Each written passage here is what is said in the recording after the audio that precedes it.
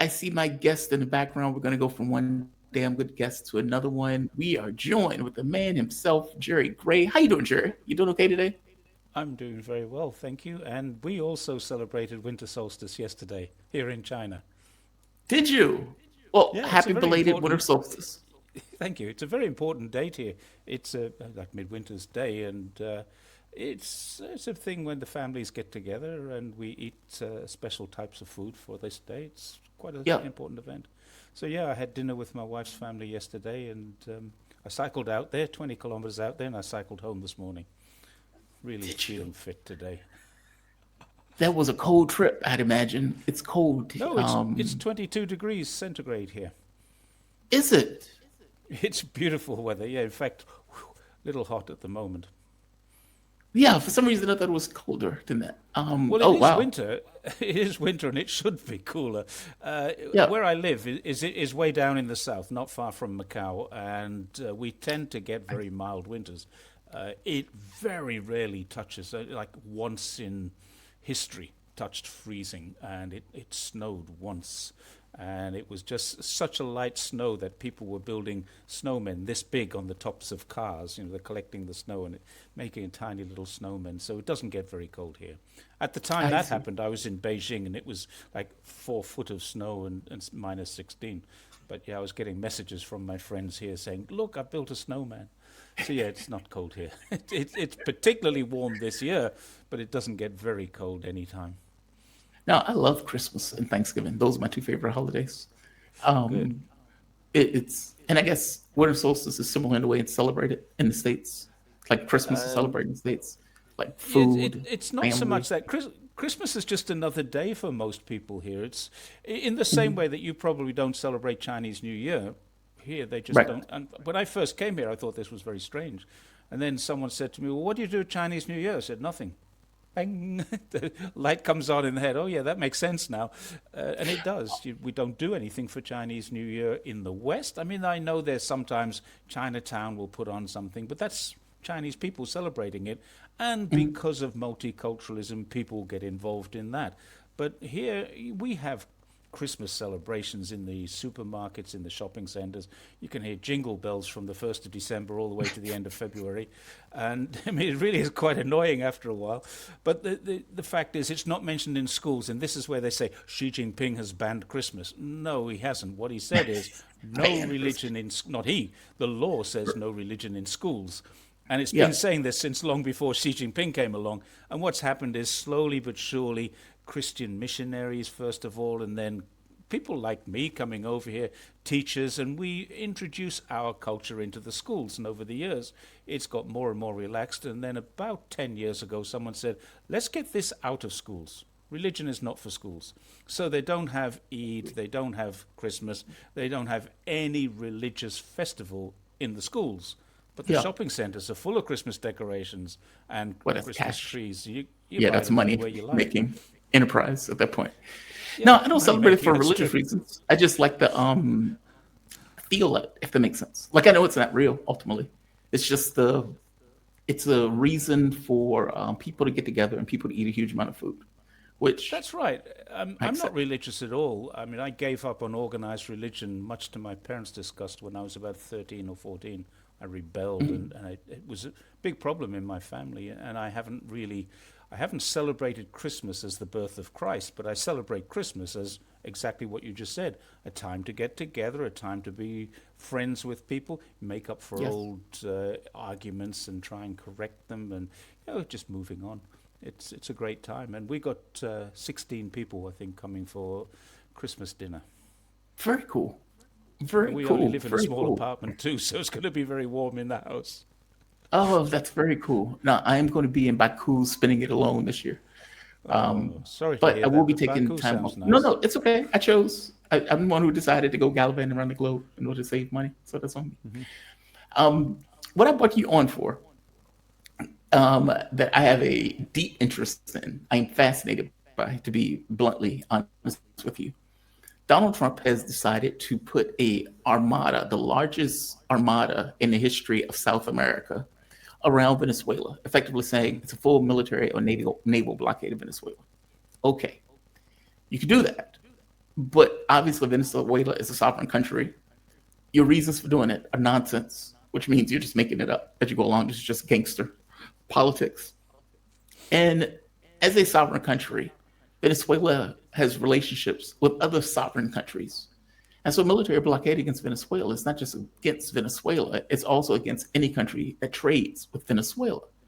So Yeah. any boat coming from Russia, Iran, China, add in any other random country, will be apparently interdicted by the US military. And from my understanding, one of the tankers that the US stole was rerouted to Texas, where they can effectively steal the oil from that tanker.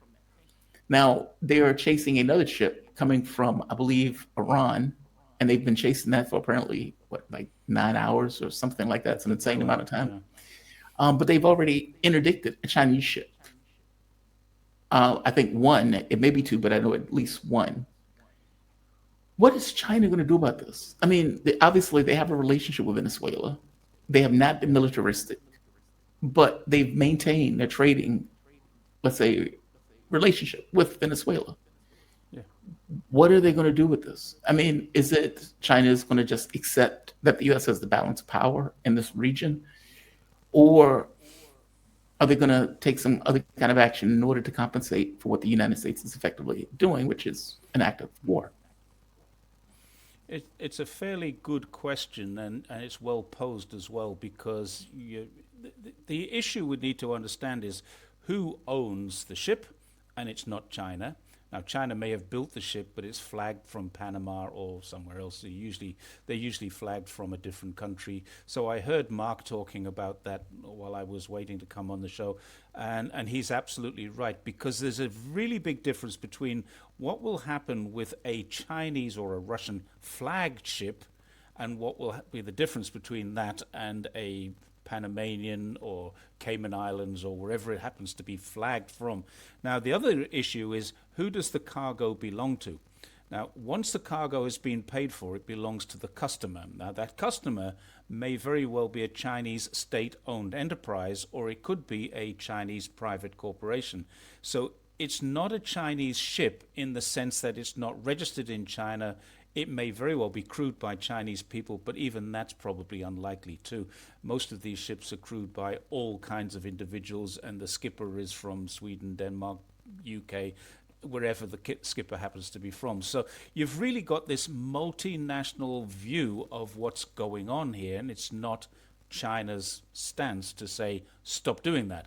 So if this was a state-owned ship, a state-flagged ship, and a state-owned enterprise owns the cargo on it, then you've got an act, not necessarily an act of war, but certainly an act of piracy against China. Now we need to go back a little bit. Let's just take a couple of backward steps and say to ourselves, what gives America the right to do this? And the only thing currently, the only thing that gives America the right to do this is the American president. He's written an executive order which says that Venezuela is an enemy of their state, and the property of Venezuela belongs to the American state.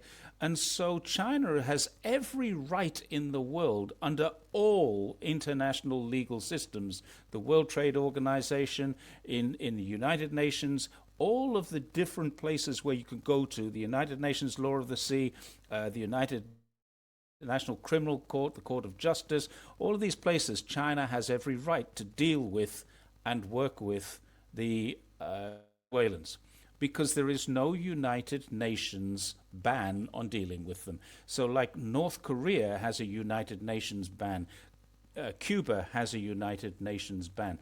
So all of these countries, the 190 plus countries in the world, have every right to deal with Venezuela, but America has the power to stop them. There are probably really only two countries in the world that America does not have the power to stop, and that is Russia and China. Now, Iran is quite a belligerent country, and honestly, I support Iran in their belligerence because of what's happening to them.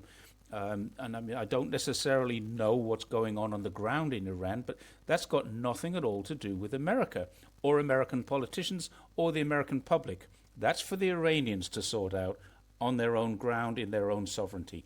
What's happening in Venezuela is between Venezuelan people and their government, nothing at all to do with America. So why America have taken this stance is really interesting to me, and it seems like the only reason they've taken it is because they actually want a war.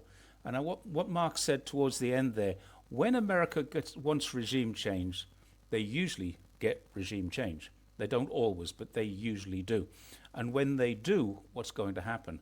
That's when the lawlessness comes in. That's when your Iraqs, your Libyas, your Syrias, even your Afghanistan for 20 years. What happens there?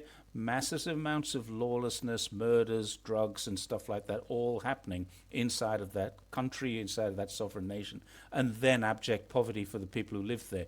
Going to war with Venezuela is not going to relieve their poverty. Getting out of Venezuela and letting Venezuela trade with the rest of the world, the same as Cuba and North Korea, will alleviate their poverty. That's how you alleviate poverty, not by sanctioning them and embargoing them and then saying, look at this failed state, this proves that they can't manage. Well, they can manage perfectly well if they're left alone to deal with the rest of the world. And then the rest of the world has decisions to make. Do we want to deal with that regime, that government, whatever you want to call it? America can make its own decisions, but it does not have the power to make unilateral decisions and then impose those decisions on the rest of the world. What it has is the strength to do that, but not the authority. So what America is doing is illegal, except in America. They can do whatever they want in America. They have a Senate, they have Congress, they have a president, they have a justice system, they have everything they need to do for America. But when did they start making laws for Venezuela or Cuba or Democratic People's Republic or China or Iran or Russia? They don't. They don't have that right. So it's not an act of war when they start bombing these people in the sea. This is an act of terrorism. This is an act of piracy when they take one of these ships. So many people are talking about war crimes, and they're going to get done for war crimes. They're not. In order for you to have a war crime, you need to have a war. And they don't have one. So these are not war criminals. They're criminals. That's it. Let's cut off the war part of it, because there is no war with Venezuela. There is no war with Colombian fishermen, but they're bombing them out of the water. This is illegal, and there is nothing in the world that people seem to be able to do about it, because the United Nations is completely powerless to stop this. Now, I don't know how to change this. I really don't. But the fact is, this is what the United Nations was set up for, and it's failing miserably. China knows this. China wrote a white paper about 2 years ago saying the United Nations doesn't need to change. Its charter doesn't need to change. But there are a few countries that need to be brought into line to work within the charter and the rules of the United Nations. And if they're not going to do that, then the United Nations is a failed organization. So there's your problem. What will China do about it was another part of your question. The simple answer is I don't know. I've been on the State Council Information Office, Ministry of Foreign Affairs, and a couple of other websites today to have a look and see if there's any comments about this. No comments at all. So what I suspect is likely to happen is it won't happen for a period of time. And when it does happen, it'll be something like they did with the rare earth element restrictions. It'll be something America wasn't expecting at a time that they're not expecting it, and it's going to hurt them in the same way that the rare earth elements did hurt them. And it's still hurting them, and it's going to hurt them much more if they go to war without a supply of rare earth elements to replenish. So basically, that's the problem. Basically, don't engage directly. No, but I think that's China's policy. What Mark said is right. China has built a defensive military. It's extremely defensive. Now, it's big, it's huge, but it's designed to protect China. It's not designed to project power out. It's designed to prevent projected power coming in, and it's designed to keep China intact and protected and safe. So their military is here. There is no massive military expansion by China around the world. They've got one only military base, and they work with America off the Horn of Africa in Djibouti. That's the only external military base. Now then people say, but what about a base in Cuba? Well, there isn't one. What they have in Cuba is some kind of radio listening station, but it's not a military base. They have a similar thing in the Indian Ocean. It's not a military base. Then they say, what about the South China Sea? Well, there is no military bases in the South China Sea apart from Hainan Island, which is undisputably part of China. It's a province of China in the Right. same way Taiwan is, which is differently managed. But Hainan is actually a province of China that I don't need a passport to go to. I need a passport to go to Hong Kong, but I don't need one to go to Hainan Island. So simply put, you can argue all you like about China's expansion, but you're arguing from a position of ignorance. If you think China's military has expanded, China's military has grown, but it hasn't expanded outside of China. And that is what China does. It doesn't have the power to project. It currently has 3 aircraft carriers, and it's got a 4th on the way and a 5th on the way after that. So it's going to have that power projection, but I don't think it will ever need to use them. It doesn't plan to use them in America, in Latin America, or throughout the rest of Asia. It plans to use them around China to prevent exactly what's happening now to Venezuela ever happening to China. To China itself. This puts me in the mind of choke points.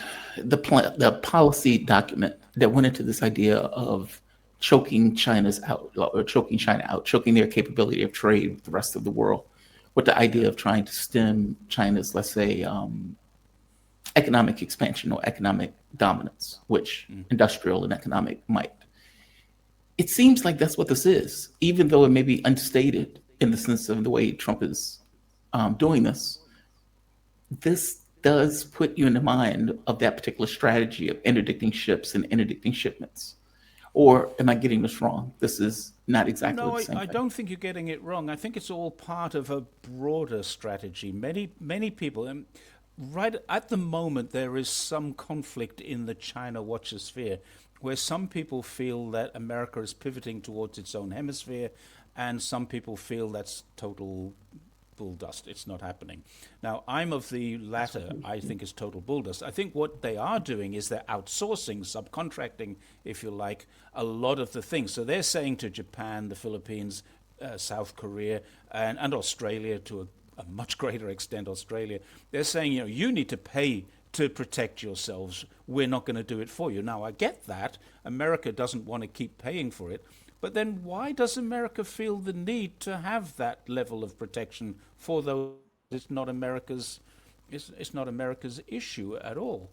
America's made it its own issue. It's created the Taiwan Act. It's created the forced posture agreement in Australia. It's created agreements with the Philippines and Japan, and now they're talking about providing nuclear weapons, nuclear support to Japan. If that ever happens, China will be very upset about that. And quite rightly, they will then invoke the United Nations, which allows them to take a preemptive strike. Now, they will never, ever preemptively strike Japan unless Japan has nuclear weapons and uses one of them against China.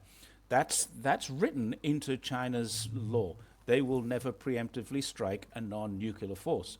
So if Japan never gets nuclear weapons, China will never strike it with a nuclear weapon.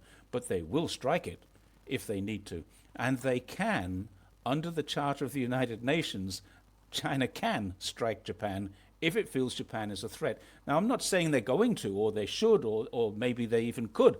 I'm saying they can if they chose to. But I think China is much better at adapting this kind of the best battle is the one you don't ever fight. And that is what they're more likely to do. They're more likely to diplomatically work this away and then economically work their stresses out. So if there's a stress between America and China, China has the ability, literally, to close down America's economy tomorrow if it chose to. It's never chosen to. It currently owns $800 billion in American debt. If it just dumped that on the market, what would happen to American dollars? They'd be useless to anyone. They'd be toilet paper. They're not going to do that because it hurts them just as much. They also have 87% of all of the USA's medicines coming out of China. So 87% of all of US medicines are either directly shipped from China or their precursors go from China to a third country, often India, and then are shipped. They could stop that tomorrow if they chose to. So it's as simple as that. America could really be destroyed by China like that if they chose to.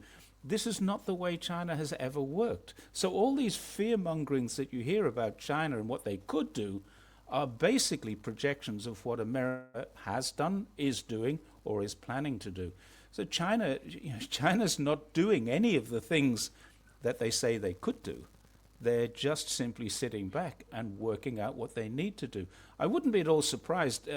Fernando Munoz Bernal, a good friend of mine, who's also online a lot, made a great comment to me.